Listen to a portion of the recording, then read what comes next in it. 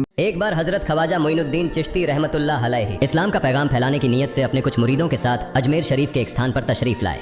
जिस मुकाम पर हजरत ख्वाजा मोइनुद्दीन चिश्ती रहमतुल्लाह अलैहि ने क़याम किया, वहाँ के करीब ही एक बड़ा तालाब था जिसे स्थानीय हिंदू लोग अनासागर कहते थे। उस दौर में इस तालाब की वसात और पवित्रता के कारण हिंदू समाज में इसका बहुत एहतराम किया जाता था। उनका यह अकीदा था कि जो शख्स दिन भर गुनाह करने के बाद इस तालाब में गौस्ल करता है, उसके तमाम गुनाह धुल जाते हैं।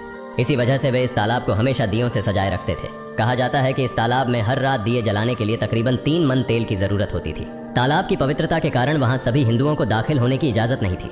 सिर्फ आला तबके के ब्राह्मण ही वहाँ गौस्ल कर सकते थे और तालाब के पानी को छू सकते थे।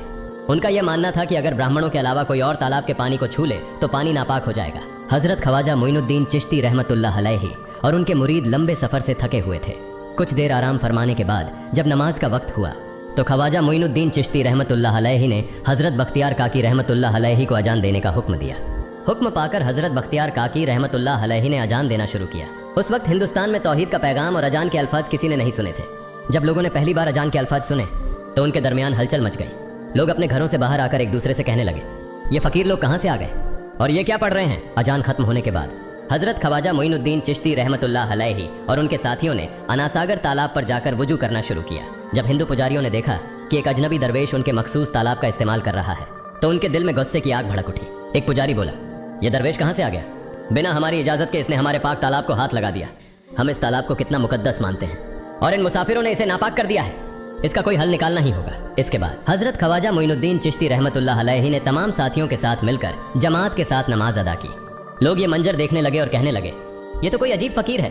हमारे मंदिरों में सब देवी देवता मौजूद हैं और ये उनकी इबादत न करके किसी नए खुदा की इबादत कर रहा है। अगर मंदिर के बाहर भी कोई खुदा है तो उसे भी मंदिर में रखा जाना चाहिए ताकि लोग उसकी भी पूजा कर सकें। शाम ढलने लगी। शाम होते ही राजा पृथ्वीराज के ऊँटों के चरवाहे अपने ऊँट लेकर उस जगह पहुंचे। इत्तेफाक से हजरत ख्वाजा मोइनुद्दीन चिश्ती रहमतुल्लाह अलैहि उसी जगह पर तशरीफ फरमा थे जहां आमतौर पर राजा के ऊँट आराम किया करते थे। चरवाहों ने देखा कि एक दरवेश का काफिला उनके मुकाम पर आकर बैठा है। उन्होंने हजरत ख्वाजा मोइनुद्दीन चिश्ती रहमतुल्लाह अलैहि और उनके साथियों से कहा, अरे फकीर बाबा, आप कहाँ से तशरीफ लाए हैं और यहाँ आकर बैठ गए? क्या आपको मालूम नहीं कि यहाँ रोजाना राजा पृथ्वीराज के ऊँट आराम फरमाते हैं? राजा के ऊँट यहाँ आराम करते हैं। ये जानते हुए भी आपने यहाँ बैठने की जुर्रत कैसे की? हजरत ख्वाजा मोइनुद्दीन चिश्ती रहमतुल्लाह अलैहि ने उन चरवाहों को नरमी से जवाब दिया, बाबा, हम मुसाफिर हैं और अनजान हैं। हमें मालूम नहीं था कि इस मुकाम पर राजा के ऊँट आराम करते हैं। चूंकि हम पहले ही यहाँ रात गुजारने का इरादा कर चुके हैं, तुम अपने ऊँटों को आज किसी और जगह आराम देने ले जाओ। आसपास बहुत सी जगहें हैं। हजरत ख्वाजा मोइनुद्दीन चिश्ती रहमतुल्लाह अलैहि का जवाब सुनकर पृथ्वीराज के चरवाहे बोले, फकीर की हिम्मत तो देखो, कहता है कि राजा के ऊँटों को कहीं और ले जाएं और खुद यहाँ बैठे रहेंगे। फकीर बाबा, ये तो हरगिज मुमकिन नहीं है। राजा के ऊँट अपने ही मुकाम पर बैठेंगे। यह कहकर चरवाहों ने हजरत ख्वाजा मोइनुद्दीन चिश्ती रहमतुल्लाह अलैहि और उनके साथियों को वहां से उठाने के लिए दुर्व्यवहार करना शुरू कर दिया। हजरत ख्वाजा मोइनुद्दीन चिश्ती रहमतुल्लाह अलैहि बहुत ही सरल स्वभाव के थे।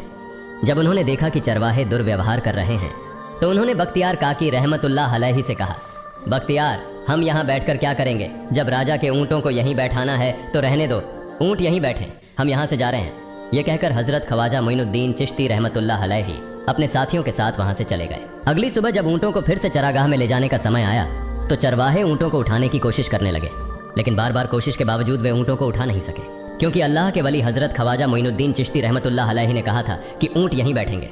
अल्लाह रब्बुल आलमीन ने उनकी यह दुआ कबूल कर ली थी और ऊँटों को आदेश दिया था कि जब तक मोइनुद्दीन चिश्ती खुद नहीं कहेंगे तब तक वे यहीं बैठे रहेंगे। इसके बाद चरवाहे ऊँटों के न उठने का कारण जानने लगे। उनमें से एक नेक चरवाहा था जिसने कहा, क्या तुम्हें याद है कि हमने कल यहाँ से एक दरवेश को उठाया था?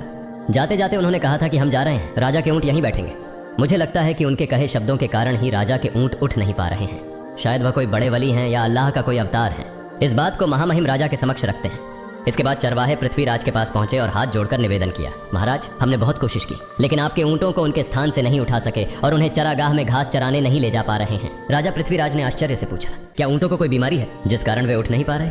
चरवाहों ने कहा, महाराज, ऊँट पूरी तरह स्वस्थ हैं, उन्हें कोई बीमारी नहीं है। पृथ्वीराज ने कहा, तो फिर वे अपनी जगह से क्यों नहीं उठ रहे? चरवाहों ने कहा, महाराज, कल उस स्थान पर एक दरवेश बैठे थे। हमने उनके और उनके साथियों के साथ काफी दुर्व्यवहार किया और उन्हें वहां से उठा दिया था। जाते जाते उन्होंने कहा था, राजा के ऊँट यहाँ बैठेंगे और उठेंगे नहीं। हमें लगता है कि दरवेश की बद्दुआ के कारण ही ऊँट अपनी जगह से नहीं उठ पा रहे हैं। तब पृथ्वीराज ने हुक्म दिया, अच्छा, जाओ और उस दरवेश को मेरे पास ले आओ। जब हजरत ख्वाजा मोइनुद्दीन चिश्ती रहमतुल्लाह अलैहि पृथ्वीराज के दरबार में पहुंचे तो पृथ्वीराज ने उनसे पूछा, ए दरवेश, आपने मेरे ऊँटों को क्यों पंगु बना दिया है? मेरे ऊँट भूखे मर रहे हैं, कृपया अपना जादू उनसे हटा लें। अगर जादू नहीं हटाया तो मेरे ऊँट भूखे मर जाएंगे। पृथ्वीराज की बात सुनकर हजरत ख्वाजा मोइनुद्दीन चिश्ती रहमतुल्लाह अलैहि मुस्कुराते हुए बोले, हे अल्लाह के बंदे, हम मुसलमान हैं और मुसलमान कभी जादू नहीं करते। तुम्हारे ऊँटों को मैंने नहीं बल्कि इस संसार के पालनहार महान अल्लाह रब्बुल आलमीन ने बैठाया है। उनकी आज्ञा से ऊँट बैठे हैं और उनकी आज्ञा से ही उठेंगे। लेकिन मैं उस सर्वशक्तिमान से प्रार्थना कर सकता हूँ कि वह तुम्हारे ऊँटों को उठने की अनुमति दे। इसके बाद हजरत ख्वाजा मोइनुद्दीन चिश्ती रहमतुल्लाह अलैहि ने अल्लाह से दुआ की, हे अल्लाह, इन ऊँटों को उनकी जगह से उठने की तौफीक दें। हजरत ख्वाजा मोइनुद्दीन चिश्ती रहमतुल्लाह अलैहि की दुआ करते ही चरवाहों ने देखा कि ऊँट अपनी जगह से उठकर चरागाह की ओर बढ़ने लगे। यह दृश्य देखकर चरवाहे चकित रह गए और हजरत ख्वाजा मोइनुद्दीन चिश्ती रहमतुल्लाह अलैहि की करामत की खबर पूरे अजमेर में फैल गई। जैसे जैसे हिंदुओं के बीच हजरत ख्वाजा मोइनुद्दीन चिश्ती रहमतुल्लाह अलैहि की करामत की बातें फैलने लगीं और इस्लाम की महानता उनके सामने प्रकट होने लगी, मंदिर के पुजारी भयभीत हो गए। वे सोचने लगे, अगर यही चलता रहा तो सभी हिंदू मुसलमान बन जाएंगे। तब वे पृथ्वीराज के पास पहुंचे और निवेदन किया, महाराज, ये दरवेश हमारे राज्य में अशांति फैला रहे हैं। यदि आपने अभी इनका कोई उचित समाधान नहीं निकाला तो ये दरवेश सभी हिंदुओं को मुसलमान बना देंगे और तब हमारे देवताओं की पूजा करने वाला कोई नहीं बचेगा। आप इन्हें यहाँ से भगा दें, नहीं तो ये हमें यहाँ से बाहर निकाल देंगे।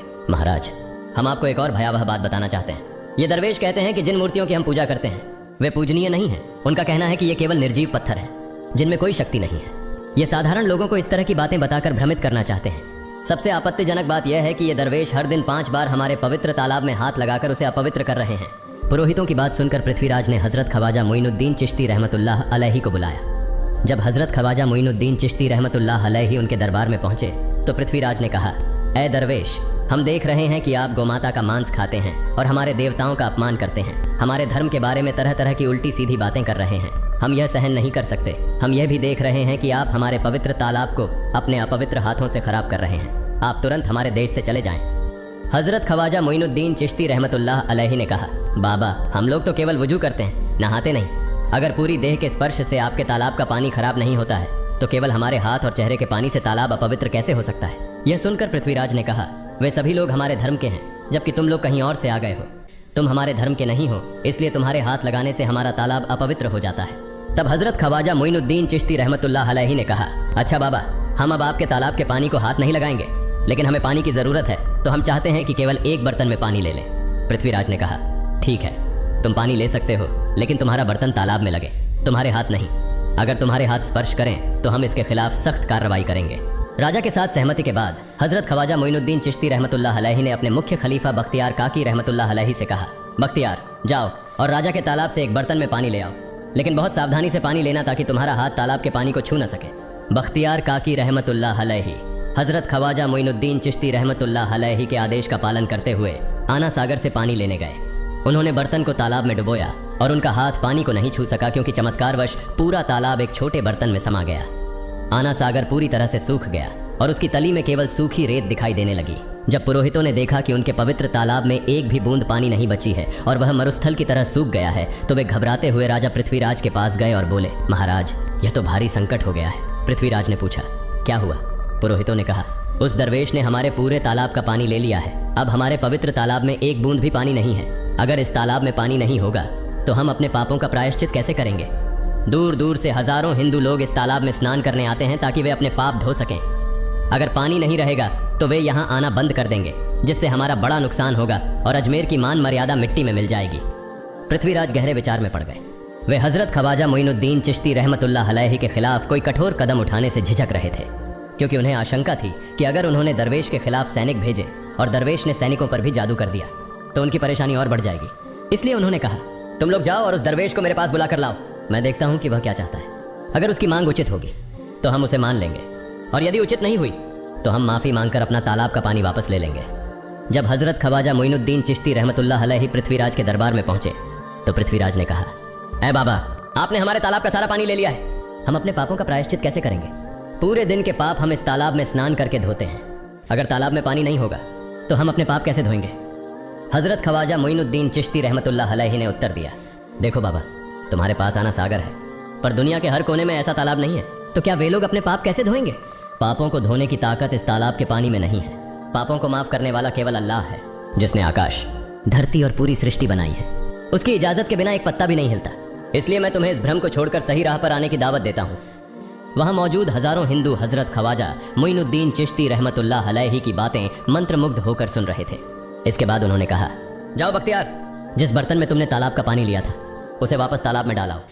बख्तियार काकी रहमतुल्लाह अलैहि हज़रत ख्वाजा मोइनुद्दीन चिश्ती रहमतुल्लाह अलैहि के हुक्म से आना सागर में बर्तन का पानी डालने गए। जैसे ही बर्तन का पानी तालाब में डाला, आना सागर फिर से पानी से लबालब भर गया।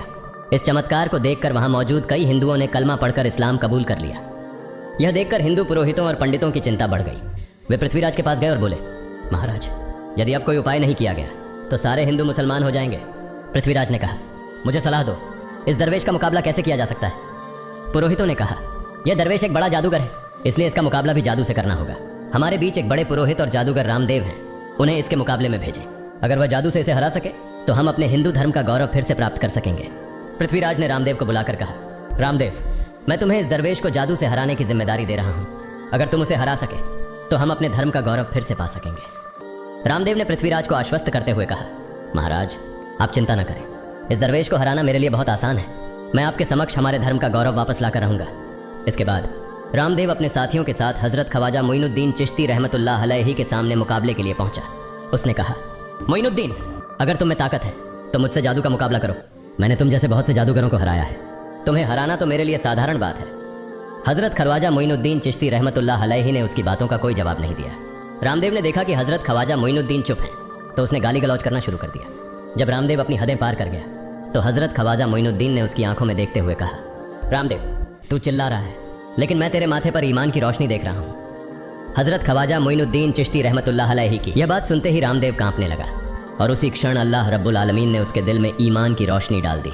रामदेव हजरत ख्वाजा मोइनुद्दीन चिश्ती के चरणों में गिर पड़ा और बोला, हे अल्लाह के वली, मैंने आपके साथ बहुत बेअदबी की है, मुझे माफ़ करें और मुझे कलमा पढ़ाकर इस्लाम की राह दिखाएं। हजरत ख्वाजा मोइनुद्दीन चिश्ती रहमतुल्लाह अलैहि ने रामदेव को कलमा पढ़ाया और उनका नाम रखा मोहम्मद सादिक। इतिहास बताता है कि बाद में रामदेव मोहम्मद सादिक के रूप में एक बड़े अल्लाह के वली बन गए।